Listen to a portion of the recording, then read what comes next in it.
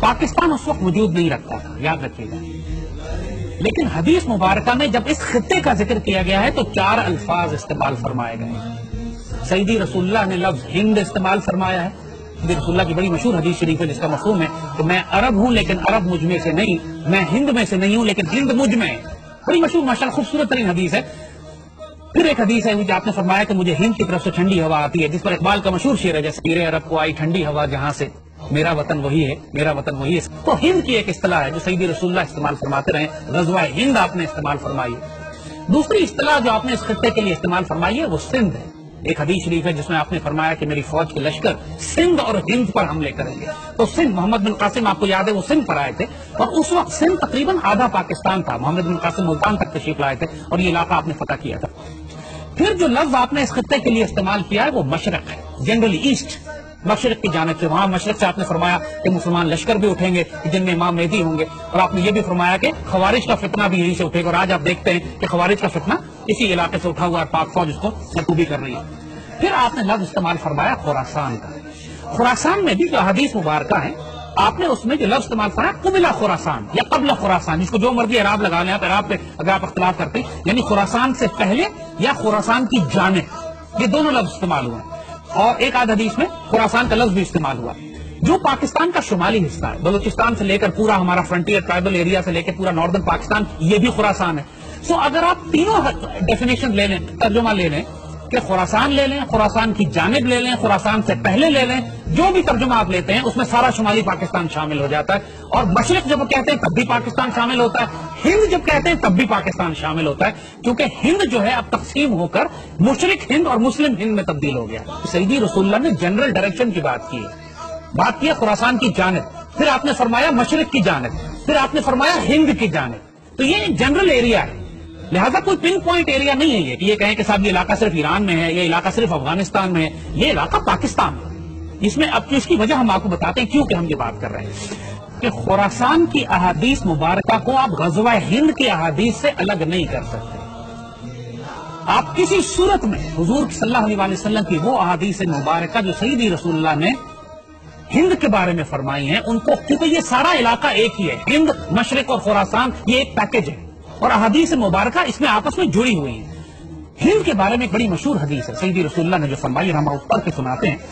حضرت ابو ہریرہ رضی اللہ تعالیٰ عنہ سے روایت ہے کہ سیدی نے ہندوستان کا تذکرہ کیا اور فرمایا ضرور تمہارا ایک لشکر ہندوستان سے جنگ کرے گا اور اللہ ان مجاہدین کو فتح عطا فرمائے گا، حتیٰ کہ مجاہدین ان ہندو بادشاہوں کو بیڑیوں میں جکڑ کر لائیں گے، اور اللہ اس عظیم جہاد کی برکت سے ان مجاہدین کی مغفرت فرمائے گا۔ پھر یہ مسلمان واپس پلٹیں گے تو عیسیٰ علیہ السلام کو شام میں پائیں گے۔ یہ نوٹ کیجئے گا، بڑی اہم بات ہے، اس لیے کہ خراسان والی حدیث میں بھی اس کا ذکر آتا ہے، لہذا ہم اس کو جوڑیں گے اس سے۔ اس پر حضرت ابو ہریرہ فرماتے ہیں کہ اگر میں نے یہ غزوہ پایا، غزوہ ہند پایا، تو میں اپنا سارا مال و اسباب بیچ دوں گا اور میں اس میں شامل ہوں گا، اور جب پلٹوں گا تو میں ایک آزاد ابو ہریرہ ہوں گا جو عیسیٰ علیہ السلام کو شام میں پائے گا۔ اور پھر وہ حضور سے کہتے ہیں کہ سیدی کیا میں عیسیٰ علیہ السلام کو یہ بتا سکتا ہوں کہ میں آپ کا صحابی ہوں؟ حضور اس میں مسکرا پڑے، معصوم سوال تھا، حضور مسکرا پڑے، کہتے ہیں بہت مشکل، بہت مشکل۔ اب اس کو یاد رکھیے گا، دیکھیے ایک بات، سیدی رسول اللہ نے اس ایک حدیث میں پوری ملٹری اسٹریٹجی کلیئر کر دی ہے کہ آئندہ آنے والے وقتوں میں کیا ہونے والا ہے۔ مسلمانوں کی ایک فوج ہندوستان سے جنگ کرے گی اور پوری دنیا اس بات سے واقف ہے، اس میں کسی کو ڈاؤٹ نہیں ہے کہ وہ فوج پاک فوج ہے۔ یہ پاکستان سیدی رسول اللہ نے اپنی نگرانی میں تیار کروایا تھا۔ یہ بات ہم اس لیے بڑے اعتماد سے کہہ رہے ہیں کہ اس بات کو ڈیفائن کر کے، ڈسکس کر کے ہم 1000 دفعہ ختم کر چکے ہیں۔ قائد اعظم کو حضور کی زیارت ہوئی، حضور نے حکم دیا قائد اعظم کو کہ ہندوستان جاؤ، تم سے ڈیوٹی لینی ہے۔ خان آف کلات جب بلوچستان کو الگ کرنا چاہ رہے تھے پاکستان سے تو خود ایکنالج کرتے ہیں، ان کے پوتے نے ایکسپریس نیوز پہ مبشر لقمان کے پروگرام میں کھل کے سامنے آ کے کہا ہے کہ ہمیں حضور نے ڈائریکٹ حکم دیا تھا کہ بلوچستان کو پاکستان سے ملاؤ، پاکستان بن رہا ہے۔ بلوچستان کا صوبہ بھی اللہ کے رسول کے حکم سے جڑا ہوا ہے۔ علامہ شبیر احمد عثمانی کو سیدی رسول اللہ کی خواب میں زیارت کی، انہوں نے فرمایا قائد اعظم میرا سپاہی ہے، اس کے ساتھ شامل ہو جاؤ جا کے۔ قائد اعظم اقبال کے خواب اور مشن اور ویژن جو تھا اس کی بنیاد پر بنا۔ نعمت اللہ شاہ ولی نے آج سے 600 سال پہلے جب بشارتیں دی ہیں اس خطے کے حوالے سے تو انہوں نے مومنان غربی کا ذکر کیا ہے، مغربی پاکستان کے مسلمان جو ہیں وہ ہندوستان پر فاتحانہ غازیانہ قبضہ کریں گے۔ تو اس میں کسی کو ڈاؤٹ ہی نہیں ہے کہ یہ پاکستان جو سیدی رسول اللہ نے اپنی نگرانی میں تیار فرمایا ہے، جس کو غزوہ ہند کے لیے تیار کیا گیا ہے، یہی لشکر ہوگا، یہی پاکستان آرمی ہوگی جو سیریا جائے گی، شام جائے گی، اس وقت جب آخری زمانے میں اسرائیل کے ساتھ ایک فائنل بیٹل ہوگی۔ اور یاد رکھیے گا کہ پاکستان آرمی کی تربیت اللہ پچھلے کئی برسوں سے اس کام کے لیے کروا رہا ہے۔ ہم مسلم دنیا کی واحد آرمی ہے جو غزوہ ہند بھی لڑ رہی ہے، ہم انڈیا سے بھی لڑ رہے ہیں، ہم خوارج کے خلاف بھی لڑ رہے ہیں، اور ہم یہودیوں کے خلاف شام میں لڑ چکے ہیں۔ پاکستان ایئر فورس شام جا کے اسرائیلیوں کو مار کے گرا چکی ہے، اور آنے والے وقتوں میں پچھلے دنوں ابھی فلسطین میں ایک زبردست مظاہرہ ہوا تھا جس میں فلسطینیوں نے پاکستان آرمی کو دعوت دی تھی کہ آپ آئیں اور ہمیں آزاد کرائیں۔ تو یہ یاد رکھیے گا کہ اس خطے سے، خراسان سے، مشرق سے، ہند سے 2 فوجیں شام نہیں جائیں گی۔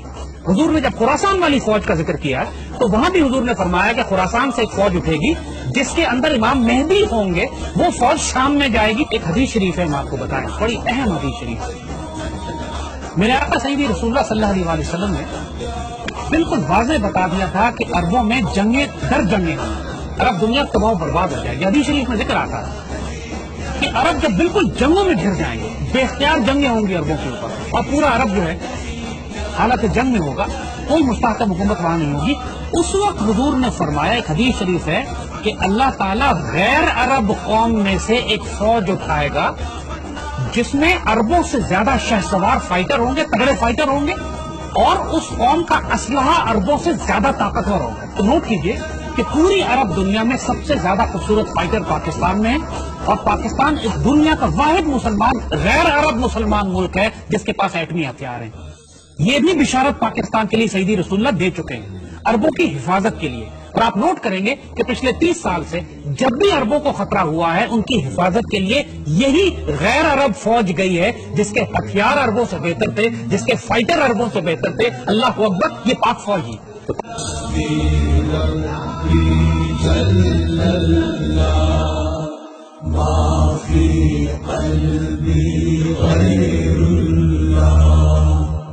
نور محمد صلی اللہ لا الہ الا اللہ